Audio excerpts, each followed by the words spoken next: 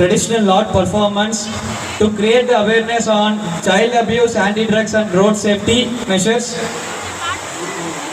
He is successfully recognized by Noble World Records Private Limited, and his record keepers of the world record is Noble World Record Private Limited. And we officially declare that Noble World Record is recognizing Adhiravu Arakkattale now.